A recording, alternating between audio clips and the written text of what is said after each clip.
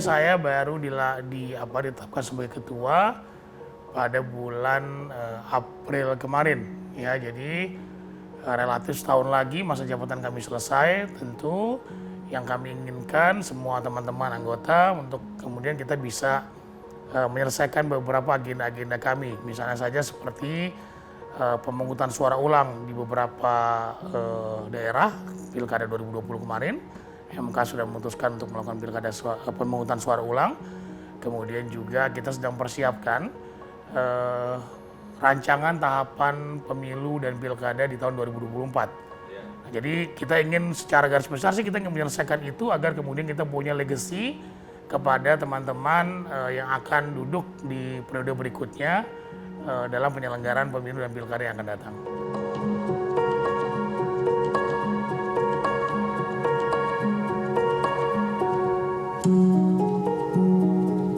Ya tentu menjaga integritas penting ya. Kenapa saya bilang seperti itu?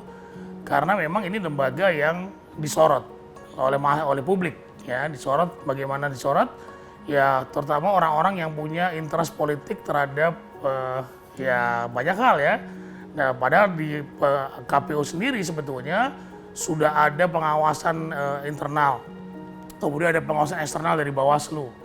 Kemudian juga jika penyelenggara pemilu atau anggota penyelenggara pemilu seperti saya ini, jika ada dugaan-dugaan potensi etik, ini bisa dilaporkan kepada DKPP. Nah tentu sebagai anggota KPU, kami berusaha memaksimalkan agar tidak melakukan tindakan-tindakan yang yang di luar peraturan undang-undangan tentu saja. Misalnya memanipulasi suara, kemudian juga melakukan tindakan-tindakan yang tidak sesuai dengan moralitas yang kemudian dijadikan sandaran oleh masyarakat, oleh publik gitu ya. Nah, walaupun sebetulnya perlu saya sampaikan juga bahwa seperti kasus yang terjadi dengan Pak Arief Budiman, sebetulnya itu debatable gitu ya. Kalau saya pribadi menyatakan itu bukan etik, tetapi karena sudah ada Dewan Kehormatan Penyelenggara Pemilu yang menyatakan itu, kita menghormati apa yang sudah diputuskan oleh Dewan Kehormatan Penyelenggara Pemilu. Nah, jadi sebetulnya dalam konteks sebagai anggota KPU tentu banyak diminta untuk ketemu orang, ya. Kalau kemudian terkait dengan penyelenggaraan pemilu, terkait dengan teknis penyelenggaraan pemilu, itu lebih baik ketemu di kantor. Resmi, ya. Jadi sehingga orang tidak curiga, kemudian juga saya mengajak beberapa komisioner untuk ikut dalam pertemuan tersebut. Karena KPU Republik Indonesia ini kan kolektif kolegial. Bukan Ilham Saputra sebagai ketua KPU RI dalam memutuskan segala sesuatunya. Nah, jadi saya menjaga betul hal-hal seperti itu. Dan agar kemudian seluruh putusan kita itu benar-benar sesuai dengan ketentuan peraturan perundang-undangan dan diketahui oleh semua anggota KPU.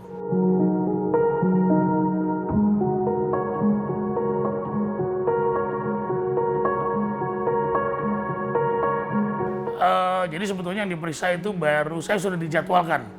Jadi baru Pak Pramono dan Pak Arief Budiman. Nah terus kemudian ketika besok jadwalnya itu jadwal saya, ternyata sudah tidak ada lagi pemeriksaan. Nah kalau kami sebagai penyelenggara pemilu, sekali lagi kita bertindak bekerja menyelenggarakan pemilu ini sesuai dengan ketentuan peraturan perundang-undangan. Jadi dalam kasus Pak Oso ini kami tetap mempertahankan apa yang sudah kami putuskan karena hal tersebut adalah putusan Mahkamah Konstitusi, ya, yang menjadi sebuah lembaga tinggi negara yang harus kami jaga putusannya.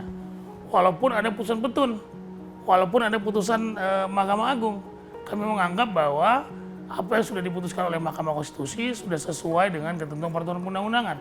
Sehingga buat kami, jika kemudian itu benar, kami tetap mempertahankan apa yang sudah kami putuskan. Jadi alhamdulillah secara proses hukum semuanya sudah kami ikuti gitu ya, dan sudah tidak ada masalah lagi. Jadi menurut kami apa yang sudah kami putuskan itu sudah sesuai dengan ketentuan peraturan perundang-undangan.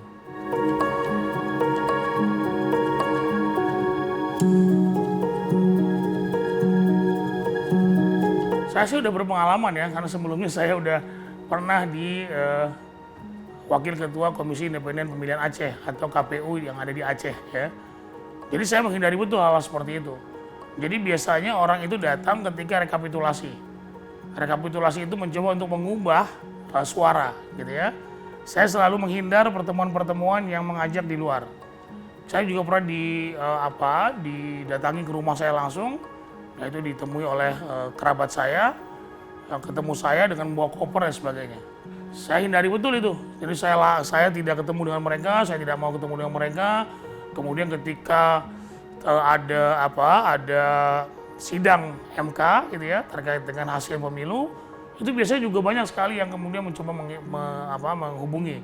Tetapi saya strict saja bahwa saya bekerja sesuai dengan peraturan perundang-undangan dan tidak bisa menerima apapun terkait dengan putusan-putusan yang akan kita ambil. Ini soal prinsip ya, soal prinsip bahwa ya hal seperti itu harus dijaga. Jadi kalau mau kaya jangan ke KPU, gitu ya. Kalau mau kaya bisnis di luar KPU, gitu ya. Jadi saya sendiri terus terang itu prinsip saya tidak mau melakukan tindakan-tindakan yang melanggar integritas, dan itu kan sumpah ya, sumpah itu atas nama Tuhan. Jadi saya tidak berani melanggar apa yang saya janjikan atas nama Tuhan untuk melanggar hal tersebut.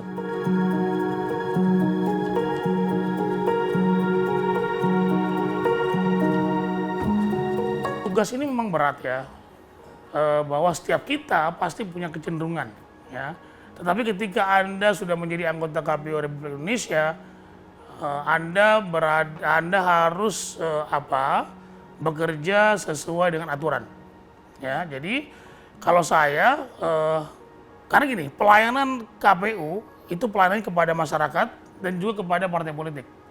Siapa masyarakat ini? Pemilih, gitu ya. Nah, tentu melayani harus dengan porsi yang sama, ya, dengan partai A, partai B, calon A, calon B, baik itu pemilu maupun pilkada. Nah, sekali lagi tadi soal membaca aturan dan soal integritas pribadi masing-masing, memperlakukan seluruh partai politik, seluruh calon dengan sama. Nah, itu yang kami lakukan. Jadi sampai saat ini sih laporan-laporan terhadap netralitas untuk KPU RI ya, itu tidak terjadi. KPU ini bukan pejabat negara, tetapi sorotan kepada KPU itu luar biasa, ya, termasuk mungkin tingkah pola kami, gitu ya. Apalagi ketika Pilpres kemarin, bagaimana meme-meme yang dibuat oleh netizen, ya, terhadap yang tidak suka terhadap kinerja kami, itu dibuat sedemikian rupa. Seperti Pak Arief Budiman ketika itu masuk jadi ketua, dibuatlah seperti Einstein, penemu kotak suara kardus, segala macam gitu. Saya juga pernah, ya. Itu resiko pekerjaan. Tetapi terpengaruh iya, mungkin agak kecewa, agak marah, tetapi setelah itu ya selesai. Karena itulah resiko pejabat publik gitu kan. Apalagi dengan kebijakan-kebijakan yang kami putuskan, dan kami tidak bisa kemudian memuaskan semua pihak gitu kan. Nah, tentu kami bekerja sesuai dengan aturan yang ada.